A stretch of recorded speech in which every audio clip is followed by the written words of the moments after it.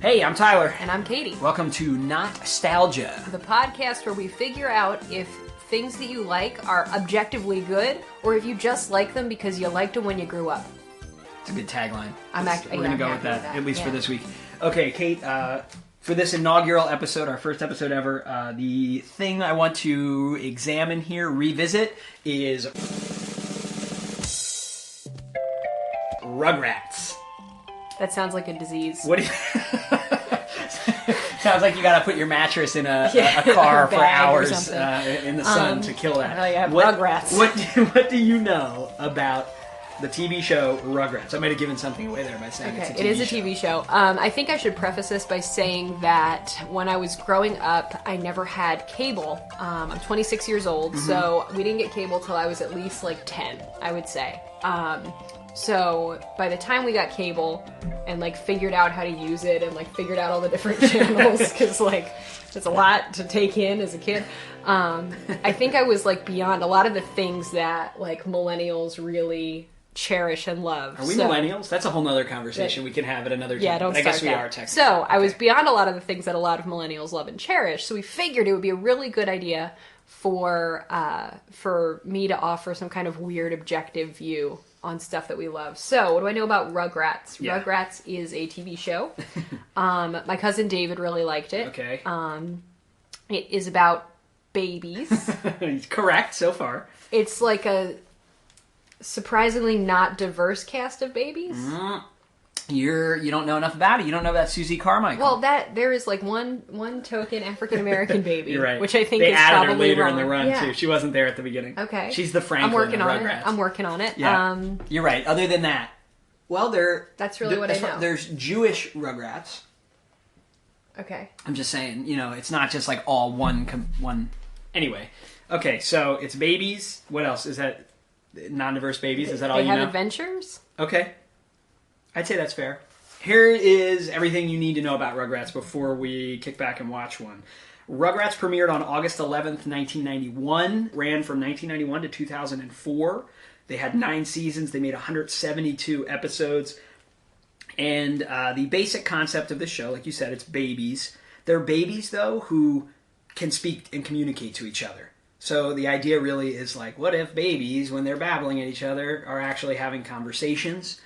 So you have your main babies. Tommy Pickles is the main guy, and his little friends. He has an older cousin, Angelica, who's like really mean, and she can talk to the babies and talk to the adults. Oh, the so adults she's doing a little code switching. Yeah, the adults can't understand the babies, but Angelica is like just old enough that she can understand them but still speak.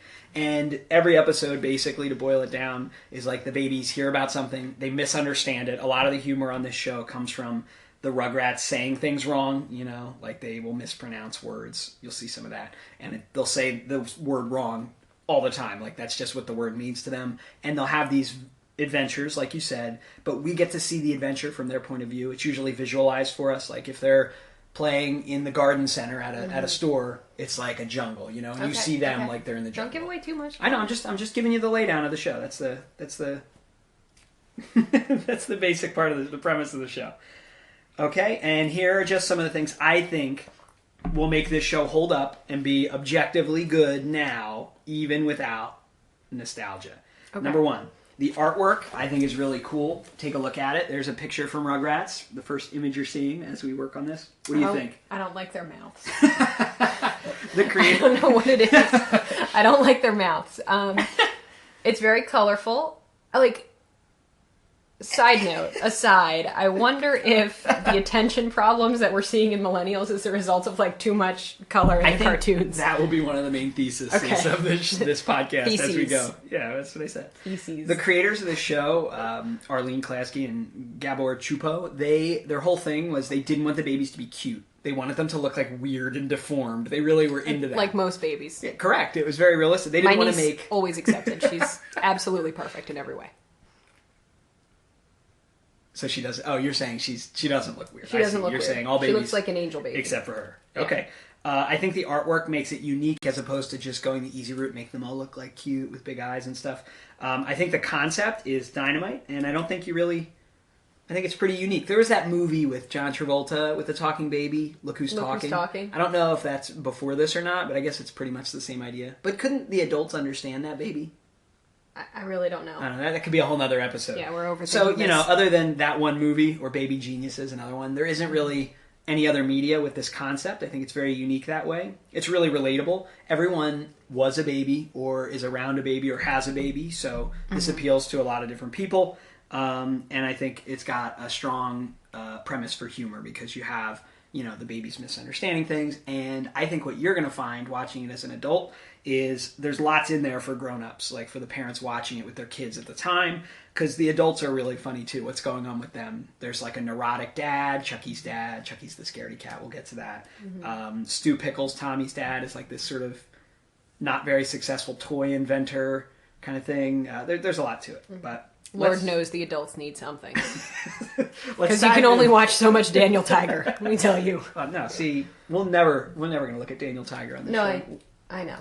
But you're saying maybe these shows, hopefully, have some appeal. Appeal for grown-ups. I will tell you that Daniel Tiger does not.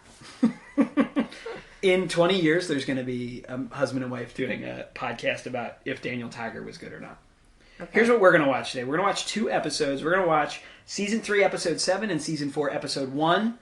That's the Hanukkah episode, which I think might even give you more reasons to like this show, because they sort of did this Hanukkah thing. I feel like that was unusual at the time. Not just another Christmas episode. And Season 3, Episode 7 is 2 little mini episodes, which is how they usually ran this show. It's called Best Wishes and Angelica Breaks a Leg, which I think is the best episode of Rugrats. Let's watch, shall we? Okay.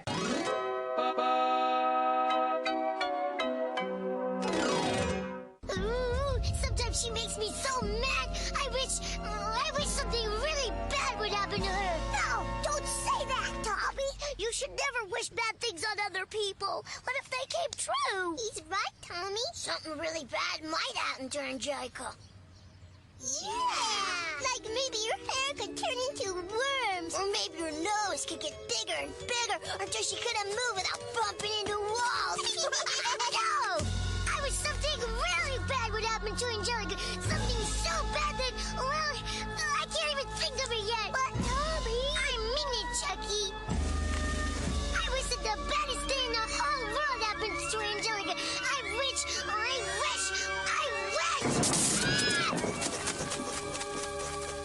Who's watching these kids?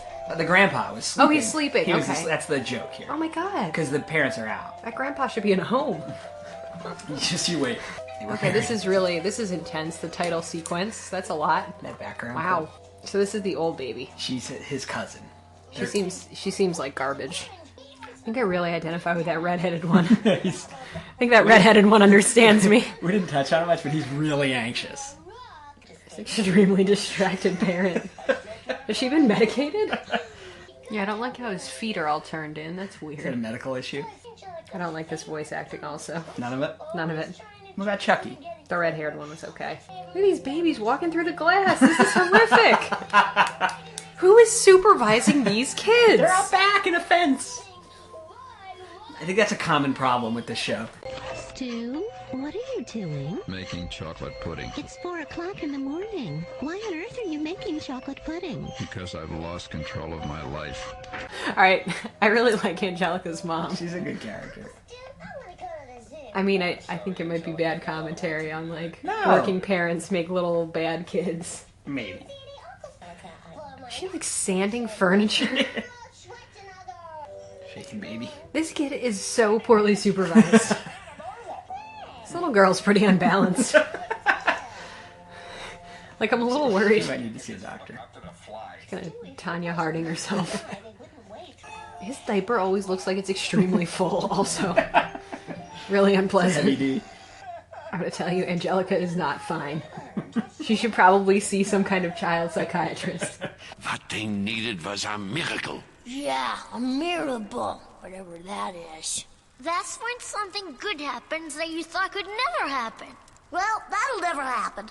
But one day went by, and then another, and another, until finally, the 8 days had passed, and the flame was still burning. And to this day, we light the menorah every year to remember the miracle of Hanukkah.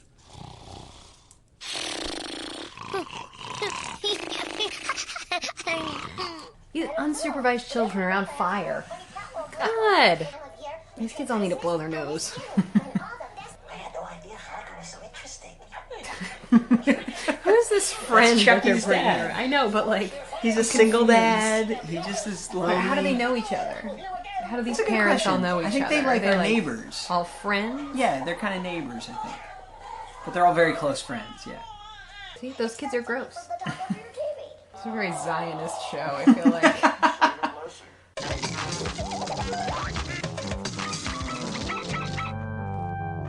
Okay, All right. we're back. You've seen 2 episodes, really 3 of Rugrats. So, weigh in, Kate. Okay, so here are some of my thoughts. I think that don't hate me. I think that Rugrats may not be objectively good, but I can understand why you might love it, right? Okay. So here are my thoughts. Sure. Okay. I really like Chucky. I just think he's great. I think he's the best part of the show, really. Okay, Chucky. Okay, yeah, good. he's great. I'll take it. Chucky's a pretty strong character. Yeah, those twins are disgusting. Phil and Will. Yeah, The they're like, DeVilles. yeah, I do not like them. They're like those, like the white trash babies you had to play with growing up. No. They always like were smelly and unwashed. Do they have parents? Like I've never seen Oh, their yeah. parents. Well, the parents are entertaining. Okay, well, those babies are gross. They need to be washed.